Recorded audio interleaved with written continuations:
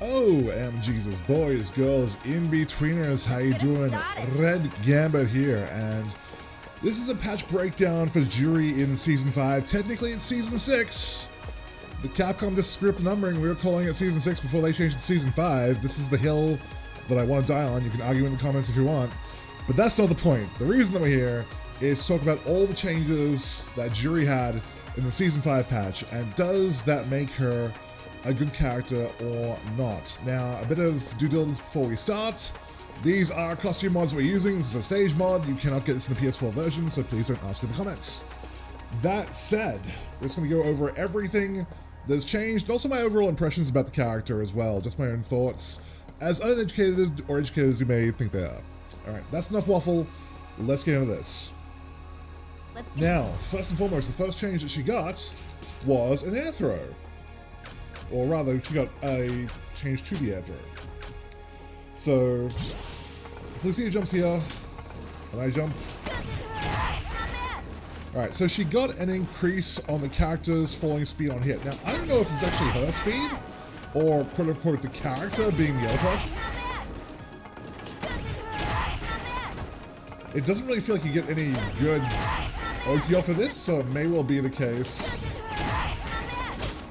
that it may be the other characters. I don't know. The patch notes aren't really super clear on who got the increase in fall speed. I suspect it's the opponent. It's quite hard to get anything out of this. So, Capcom historically don't like characters getting Oki after throws, so it would make sense that they did that to nerf Juri in the sense that she can't get anything after an air throw. So, that's not really a big deal because air throws are more of an incidental thing. I try not to air throw. I do want reactions sometimes, but most of the time I really should be doing anti-airs when air throws because you get much better dividends off of that. So, if it is enough, it's not too big of enough. And it's not really something targeted at Juri specifically. That's, like I said, Capcom just don't like characters getting Oki off throws. Unless they're command throws. Obviously, that's a different story. Alright, that said, moving on. Fuha store, Furin Kyaku, the upward kick, which is the fireball store, can now be cancelled into Fuha Enzon, V-Skill 2 on hit or block. So, let's take a look at this. On block, if we do guard all, and we change our version here to V-Skill 2, and that did not take. There we go. Alright, we change that to V-Skill 2, we get ourselves a store. We let this rip. There's no real advantage to doing that on block because you're already -2 for stalling. So throwing out V-Skill afterwards still leaves you -2. So there's literally no reason to do this on block. Now on hit, it's a slightly different story. And we'll just restart battle here. On hit, it leaves out the actual projectile itself as kind of a pressure tool on wake up. So they're going to basically wake up into that. If they back recover, they may still wake up into that. We'll take a look. Back recovery. Oh yeah. Yeah, they still have to take it. So that ties into what I suspect is another change we got a little bit later down the track. But regardless, doesn't matter whether it's quick rise, regular rise, or back rise, they're going to have to block that on wake up. Is this a buff for Juri? Questionably, yes. Really? I'm not a big fan of V-Skill 2, and a lot of Juri players aren't a fan of it either. Really, the only time you use V-Skill 2 is when you're in matchups where there's literally no reason why you'd ever use V-Skill 1, which is against grapplers or characters who have to do a lot of charging, like Balrog, or someone else that's not Balrog. I drew a blank there. That's very clever of me. But yeah, so you don't use it in certain matchups. So those are the only Bison. That's what I was trying to think of. Jesus, you don't use it against Bison. You use it against Balrog. So that's really the only time you use V-Skill 2, and because of how situational it is, it's very hard to set up as a pressure tool. Generally, when I use V-Skill 2, I'm usually using it as a shield to get more stores. So what I might do is I might get this store, throw this out, and now there's this big fuck off zone in front of me. I'll quickly grab my other stores, right? Because they're not going to walk into that blender. So you may as well get all your stores behind it. This may be a buff to rectify that because, like I said, there's a change a little bit further down the line, which we'll get into then. I feel like they're trying to give V-Skill 2 more utility. So if it is a change, I don't see it as being a huge one just yet, but we'll have to see on that one. All right, HeavyFoo now is CA cancelable. So I've talked about this in a previous video because we got to see this in the showcase video for Season 5, but basically, HeavyFoo now cancels in Super. Or Critical Art, depending on what you want to call it. This is, I'm very hesitant to call this a buff. Some people might, I generally wouldn't because Juri has never, one thing Juri has never had is trouble comboing in CA. Right, you can use, if I can get it right. Oh, guys. Let me try from this side. Oh, God. There we go. I'm not very good at the motion. I'll be the first person to admit that. Juri can get it off of light DP. Now, what she can also get it off of is Red Satsu, which is a lot easier to get.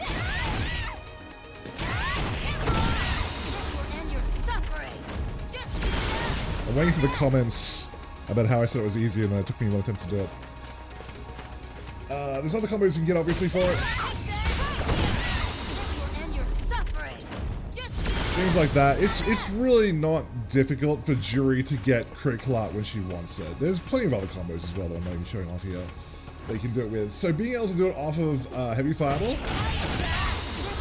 does not feel like a huge buff. I'm not going to say it's a nerf, it's obviously not. Anything that gives you more combo routes is fine. It's just nothing that's going to change how she plays effectively. It just means that you can now, instead of, if you want to go like dash up, go low to crouch me and punch in a DP, and then get super off of that, which I'm not going to try and embarrass myself by doing, you could. But like I said, the motion is a little bit jank, so being able to do it off of fireballs is a bit easier. It's a quality of life change, really, at the end of the day. I don't call it a buff, personally. Alright, let's move on from there. Whew, alright. HeavyFoo changed active frames from 80 frames to 100 frames. So basically all this means is that HeavyFoo goes a little bit further. That is a buff, because now it almost goes full screen. Almost. Let's get it started. It goes about 2/3 screen. That's not too bad, considering that this thing, when it started, had this very piddly range, and this is the second time they buffed the range of HeavyFoo. It's not bad because now it means you have more range to throw this out and walk up behind it and try to get some pressure started. So that's certainly a buff. Obviously it changes combos a little bit as well.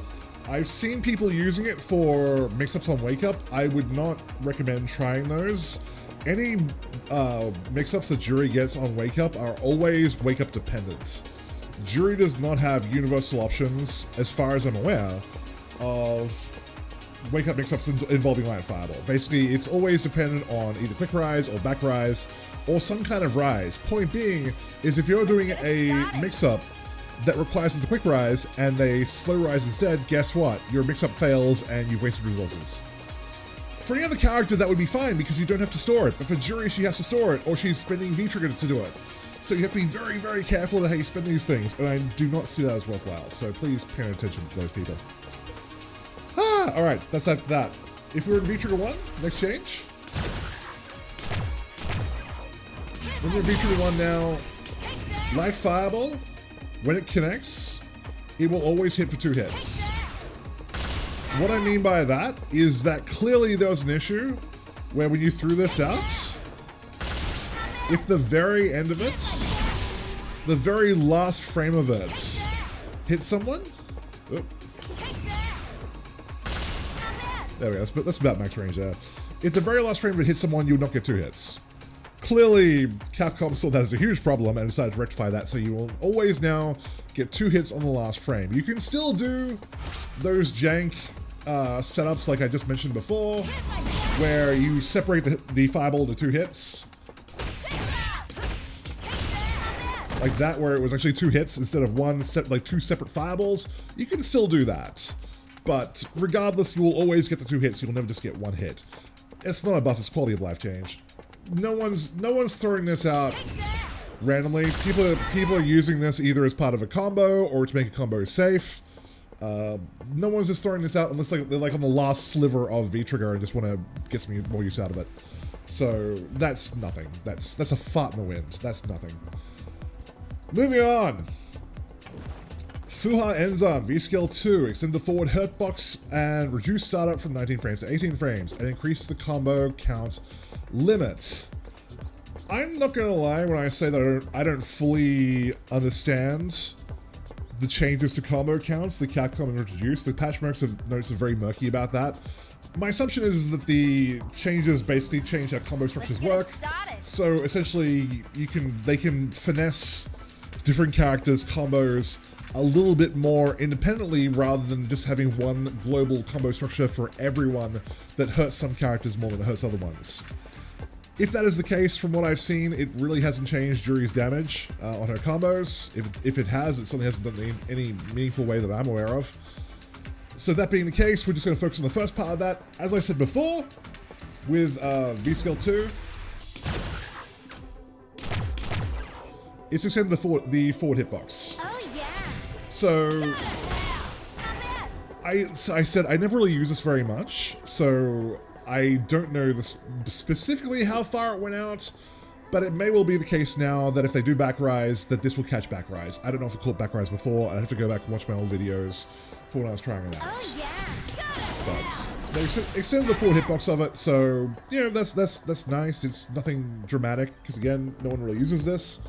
But it's there. It's a very minor buff. I don't think I have not heard of any Juri players crying about how the V-Skill 2 did not have a big enough forward hitbox. So make of that what you will, basically. Alright, we keep this moving along. Let's get it VT2 started. now stores light, medium, and heavy Furinkaku on activation. Change frame advantage when the initial attack is guarded from +1 to +2. This, to my mind, is probably the most significant buff that Juri got in the entire patch. Now, if you've watched any of my videos before, especially any of my tutorial videos, you will know that from the day that we were blessed with V-Trigger 2, I said that it was the biggest pile of shit in the entire game. That it was hands down the worst V-Trigger in the entire game, and I would fight anyone who said otherwise. Now, with Season 5, things have changed a little bit. Now, this does make V-Trigger 2 better, because previously, as I've mentioned, Juri does not have a whole lot of use for meter because all of her moves with meter are minus. This is -2 on block. If we put that on block, this is -2. This is -2. This is a lot more than -2. Right? So Juri does not have a huge amount of meter because whenever she uses meter, she is giving up her turn. Unless it's in a combo, obviously. That's fine. So I've never thought that Juri really had like a huge amount of meter. That said, V-Shift, this dirty little thing here,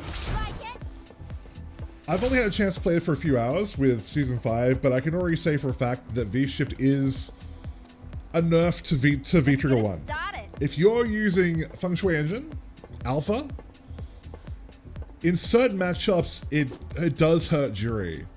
Because if you buffer against Wake Up, you're asking to get V-Shifted. And that's a problem. You can bait it, which is something that I need to work on. This is obviously, we're only in day 2, if you're watching this later on, of Season 5. And obviously I haven't had a chance to really learn this very well yet. It can be baited if you throw out Stand Me In Punch before you go into your V-Trigger string. Stand Me In Punch is very safe against V-Shift. It can't be punished. So you can use that as your confirm, for example. But generally speaking, if you're trying to do frame traps in the middle of strings and people know where those frame traps are, they can V-Shift you and bop you for it, which is a problem. That by itself, in my mind, raises the viability of V-Trigger 2 because V-Trigger 2 is a one and done V-Trigger, right? You activate it.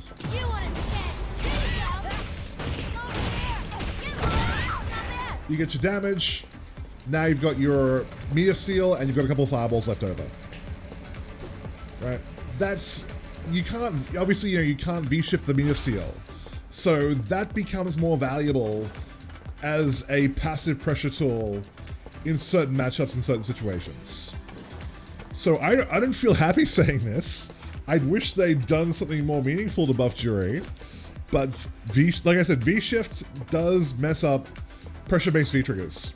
And it's not just for Juri, for any character with a pressure-based V-trigger. Akuma with V-trigger 1, Laura with any of her V-trigger bullshit, Cammy with any of her V-trigger bullshit. It messes those things up.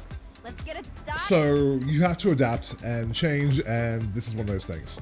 So this is the biggest buff in the entire patch, is that we now have more of a reason to use this because you do get 3 free stores. And people have been asking since day one. Every single time I've done one of these videos, people have been like, there's always been people in the comments being like, Red, when's Juri going to start the match with full stores?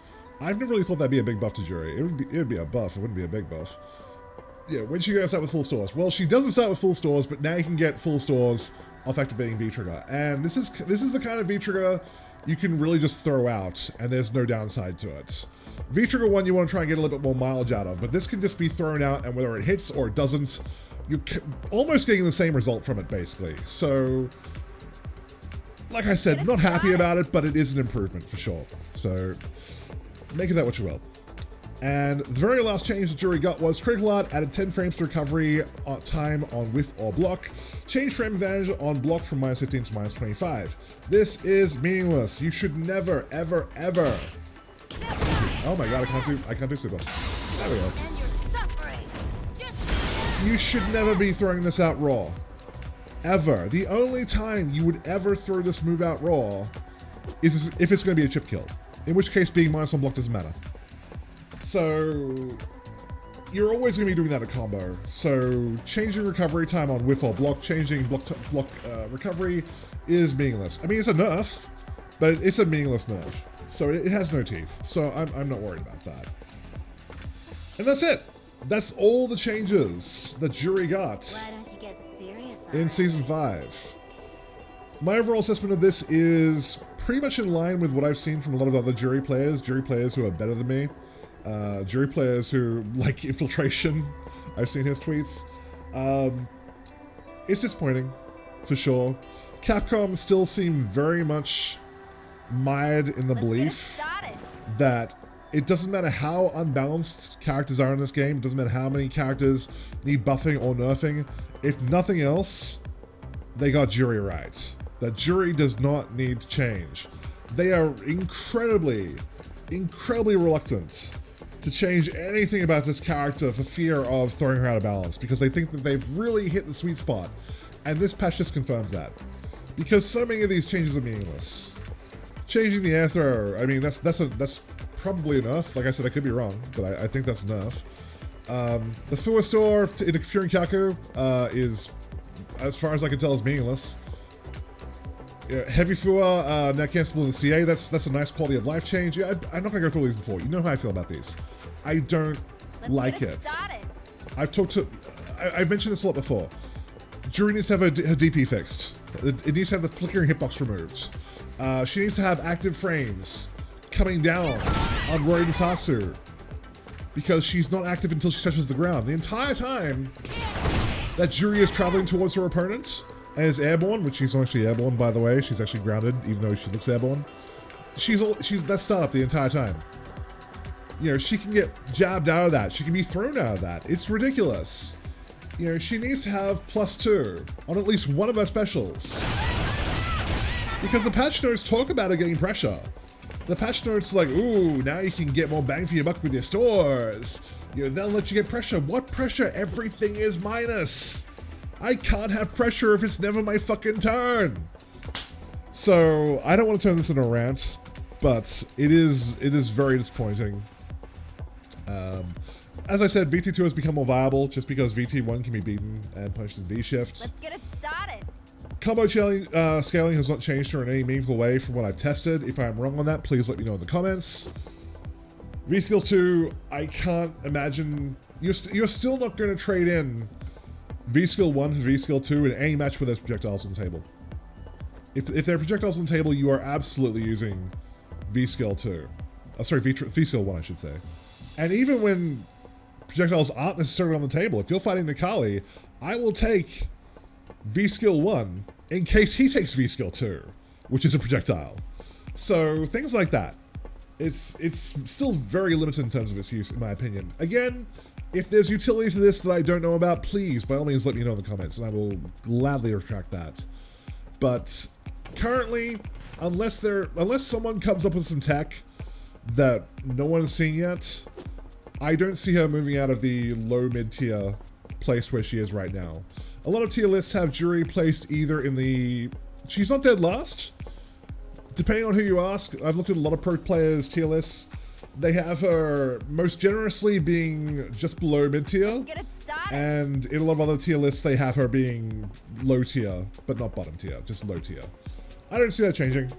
A lot of characters have gotten... Like, some characters like Ryu have gotten stratospherically better in this patch. And not a lot of characters got significantly worse. A lot of characters just got a lot of change, like little minute changes that didn't affect them too much, which makes sense because we are now in the 5th/6th season of the game. But I'm still not happy about this. Juri is just never going to be a really decent character in this game, I don't think. I think you're always going to, if you're going to be playing Juri, you're always going to be sweating. You're always going to have to work for your wins. You're never really going to be able to do some of the broken shit that other characters do. So, it is what it is. That's kind of all I have to say. I don't want to make this video go along any longer than it has to. Let me know in the comments below, how do you feel about this patch? Am I wrong? Is it much better than I see it being now? I'm happy to concede if you can lay out a decent case. Or do you agree with me? Do you feel like Juri got done dirty while other characters like Ryu, who was previously a 5-5 matchup, is now definitely in his favor because he's so much better now? Did she deserve that kind of treatment? Let me know below. But that's it, guys. Enjoy. Kisses, hugs, and belly rubs. Have fun with Season 5. And I'll see you all very soon.